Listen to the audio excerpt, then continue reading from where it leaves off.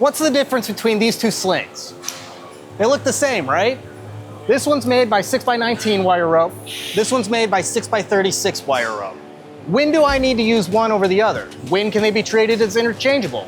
In this video, we're gonna walk you through your wire rope slings construction, what that means, and when you should be using one over the other. My name is Ben, this is the Lifting and Regging channel, and today I am joined by Wire Rope's Operation Manager, Matt Burk, and he is going to help us find out what the difference is between a 6x19 wire rope sling and a 6x36 wire rope sling. So what does that mean, 6x19 and 6x36? How are these actually made? 6x19 and 636 are classifications for wire rope. When the rope's made at the mill, 6 stands for the number of strands that make up the rope. 19 stands for the number of wires that make up the strands. Same thing for 636, number of strands 6, 36 wires. How are they different with how they perform? Is one better than the other? They're both pretty interchangeable. 6x19 is going to be a little bit more stiff. It's going to be better for abrasion resistance, tougher environments, where the 636 is going to have more flexibility and better bending radius around pins or shackles, anything you're going to be rigging with. Both slings are going to have the same working load limit. What you really want to pay attention to is the type of lift that you're making with the sling. If you're lifting in an environment that's very rough and low duty cycles, 6x19 is a good sling to use for you.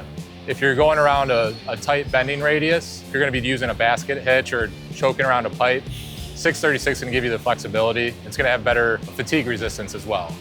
I'm looking at these, and other than the fact that this one has a blue stripe, I can't tell really the difference. How can you tell the difference between a 6x19 and a 6x36? From the outside, you're really not going to be able to tell the difference. The wires in the 636 will be slightly smaller, but you're really not going to be able to tell unless you were to cut this sling in half, check the cross section, and count the wires inside the strands. You can, pick it up, bend it. This one's a little bit stiffer because this is the 6x19. Yeah. You can't tell the difference on these larger diameter ropes. This is a 1 inch, but when you're using 3/8, ½ inch, you're gonna have a harder time telling the difference just by bending it. So how does the diameter of rope come into play when you're choosing between these two ropes? So your diameter is gonna come into play, one, for your working load limit. You definitely wanna make sure you're using a sling that's gonna meet the capacity you need to lift with. You also wanna pay attention to your D to D ratio. So the D to D ratio, the uppercase D is the object that the sling is gonna be bending around, the diameter. Lowercase d is the diameter of the sling. The 6x19 isn't as flexible, so when you're bending around that same diameter pin, you're not going to have the same type of bend in the 6x19 that you will with the 636. The 636 is going to react better in the bend radius, giving you a better performance on that D to D ratio. So basically, with the 6x19, if you're going around a small diameter, you could deform your eye at some point and then have to pull the sling from service, where this is going to be a little bit more durable, lasts a little bit longer because it's got some give to it. Right. Is there ever a time where you must use one or the other? There's really no strict rule on if you must use 6x19 or 636 in a sling. It really depends on your lift application. Working load limit and your D to D ratio are the most important when it comes to making your decision on the sling. One works better than the other one for certain applications, but there's no like, hey, never use this for this. If one's gonna work for this, they'll both work for this. Let's talk about money. Is there a cost difference between the two? Is one more expensive than the other one? 636 generally is a little bit more expensive. It's really not going to scare you away from buying it. There's just a little bit more processing and material that goes into 636 and 619. So what about lead times between these slings? Are we custom making all these? Do we have certain sizes stocked? We have 1 1/8" up to 1.5" in stock in 636.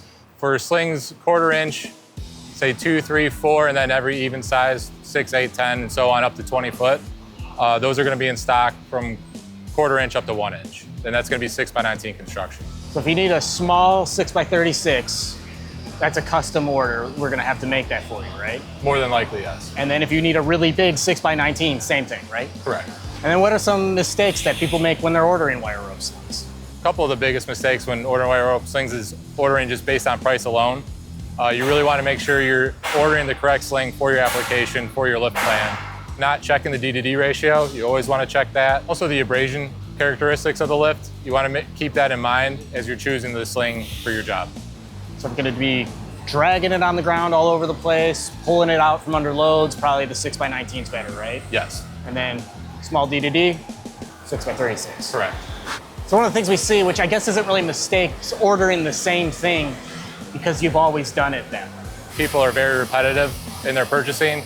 They always get the same thing. What they might be doing is setting themselves up for spending more money on a 636 when they could be getting away with a 6x19.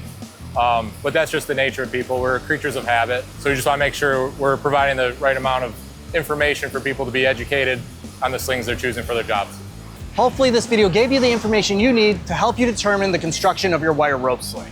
A good rule of thumb to remember is 6x19 for durability, 6x36 for flexibility, but for the most part, they're gonna be interchangeable. You can use either sling for the job that you're gonna do. What really matters is what you're doing and what you're lifting, how you're lifting it, not what you've always ordered.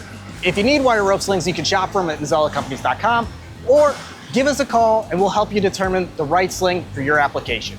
If you found this video useful, informative, entertaining, or you just feel like being friendly, hit that like button so we can get this information out to everyone who needs it. Remember, safe rigging is smart rigging. My name is Ben. Stay safe out there.